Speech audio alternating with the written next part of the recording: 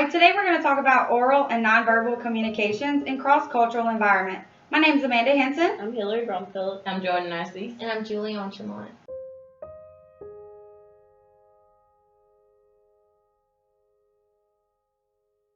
Types of communication.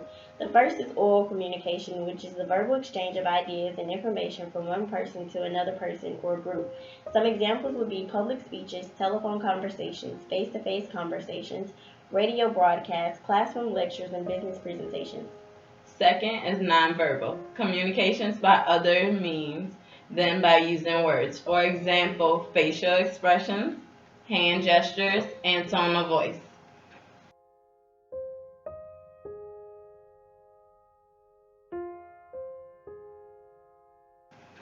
Cross-cultural communication is a field of study that looks at how people from differing cultural backgrounds communicate in similar and different ways among themselves, and how they endeavor to communicate across cultures. Today's businesses are expanding to various geographic locations and span numerous cultures. There are three types of barriers of cultural communication: language barriers, behavior differences, emotional display. While doing research, I found a quote by Bernard Baruch that says, "We didn't all come over on the same ship, but we were all in the same boat."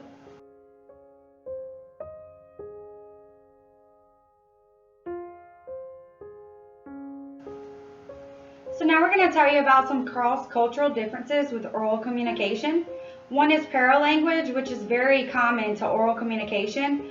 It refers to the rate, pitch, and volume qualities of the voice that interrupt or temporarily take the place of the speech and affect the meaning of a message. In the United States, people usually have no difficulty distinguishing the speech of persons from specific regions of the country. Next will be the volume and voice.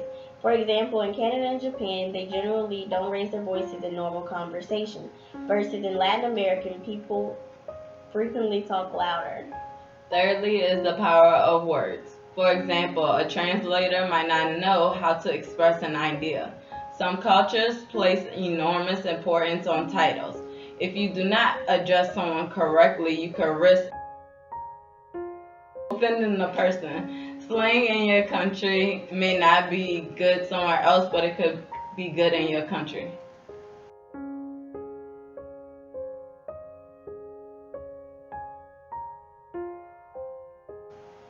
Another example is cultural specific as well as gender specific. For instance, in Arabs, they speak loudly, feeling that this shows strength and sincerity.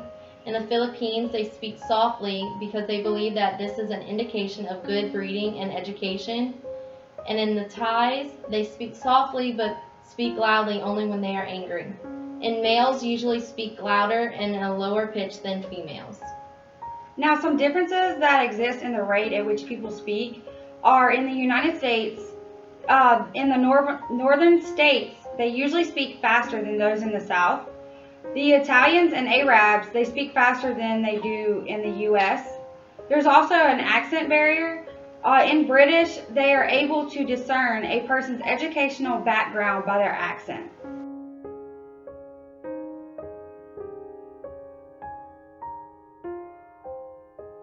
So now we're going to talk about the nonverbals of communication, one being body language. Certain nonverbal cues have different meanings in different societies.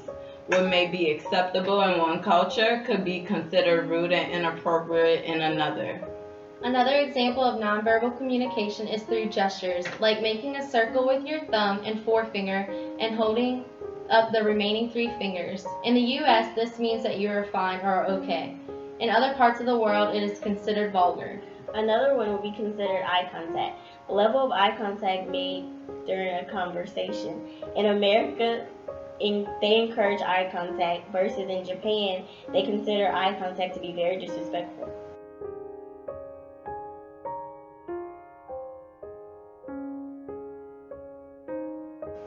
Alright, now we have proxemics, which is communicating through the use of space. In the United States, they need more space. They like to have face-to-face arrangement of chairs placed at the right angles to one another. Where in China, they prefer the side-by-side arrangement to avoid direct eye contact. And another nonverbal kind of example would be gazing and eye contact. In US, Canada, Great Britain, and Eastern Europe, they favor direct eye contact. They're not steady, but when they gaze, they maintain for at least 2 to 3 seconds, and then they break the eye contact. In Japanese, they directly gaze at your chin. Uncomfortable, but they like the direct contact through conversations. In China and Indonesia, they prefer lowering the eyes as a sign and see that as a sign of respect, feeling that the prolonged eye contact shows bad manners. Versus in India and Egypt, eye contact is related to their position and gender. India has different social levels of eye contact versus in Egypt, there's no contact between men and women who do not know each other.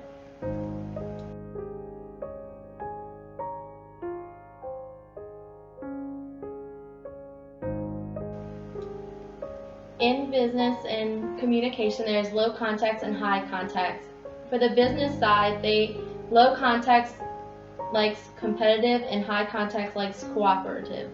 In their work ethics, low contacts is task oriented and high contacts is relationship oriented. In low contacts communication, they prefer verbal over nonverbal, and in high contacts communication, they prefer nonverbal over verbal.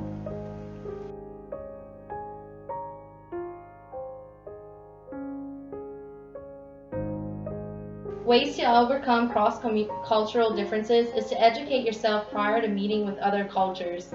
Practice or have a script at hand depending on the situation. Understand their culture so you don't offend them, and to make sure to have a clear understanding of yourself and others. All right, guys, so we hope that you learned a lot from our presentation, and we appreciate your time. Thanks.